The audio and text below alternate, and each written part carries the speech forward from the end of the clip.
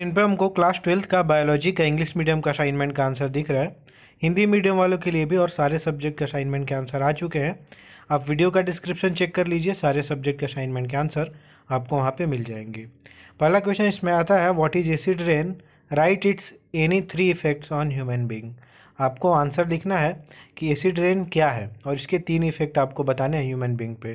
तो लिख दिया गया है पहला यहाँ पे कि acid rain is made up of highly acidic water droplets due to air emission, most specially the disappropriate level of sulphur and nitrogen emitted by vehicles and manufacturing processes.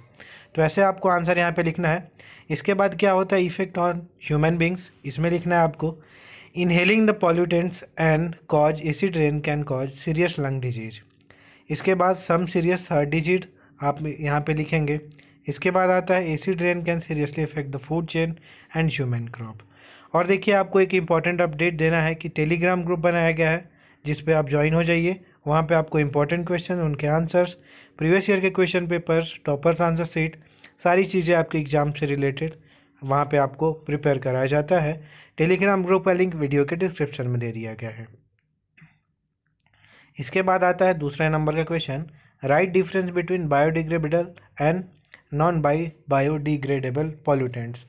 तो यहाँ पे बायोडिग्रेडेबल पॉल्यूटेंट्स लिखा है और non biodegradable pollutants, यहाँ पे आप देख सकते हैं दोनों का डिफरेंस बहुत अच्छे से लिखा गया है। 5 डिफरेंसेस हैं, आप अच्छे से लिखेंगे।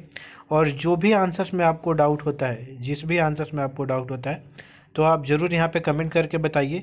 सारे आंसर्स के जो भी डाउट्स हैं आपको यहाँ पे क्लियर किए जाएंगे। इसके बाद आता है तीसरे नंबर का question, what is radio active pollutions, right radio active pollutions effects. तो आप देखिए यहाँ पे आंसर कि radio active pollutions happen when there is presence of radio active material. Assignment के आंसर के पीडीएफ को डाउनलोड करने के लिए आपको गूगल पे जाके सर्च करना होगा cgbasicsupport.in। उसके बाद आपको इस वेबसाइट पे जाना होगा, इसको नीचे स्क्रॉल करना होगा, ऑप्शन दिखेगा आपको असाइनमेंट 2021-22, उस पर क्लिक करके सभी सब्जेक्ट के असाइनमेंट के आंसर के पीडीएफ आप इजीली डाउनलोड कर सकते हैं। Like uranium in the environment due to presence accidental और present due to radio active decay. इसके बाद आता है effects of radio active pollution. तो इसमें लिखा गया है, the most common disease that arise in people that have been expose to radio active pollution in cancer. तो आप देखिएगा सारे आंसर्स यहाँ पे लिखे गए हैं, बहुत अच्छे से लिखे गए हैं। आप इन आंसर्स को करें और आप बहुत अच्छा इस पर असाइनमेंट पे फोकस करिए। और इसके बाद क्वेश्चन आता है question number 4, right what is biodiversity, right any 3 benefits of biodiversity. तो यहाँ पे बायोडाइवर्सिटी के बारे में लिखा गया है, the term biodiversity refers to the variety of life on earth at all its levels from genes to ecosystems. Biodiversity is important to humans for many reasons। और यहाँ पे आपके लिए लिखा गया है, सारी रीजन्स यहाँ पे लिखा गया है। इकोनॉमिक लिखा गया है, फिर इसके बाद लिखा गया इकोलॉजिकल, लाइफ सपोर्ट, और फिर आता है रिक्रिएशन।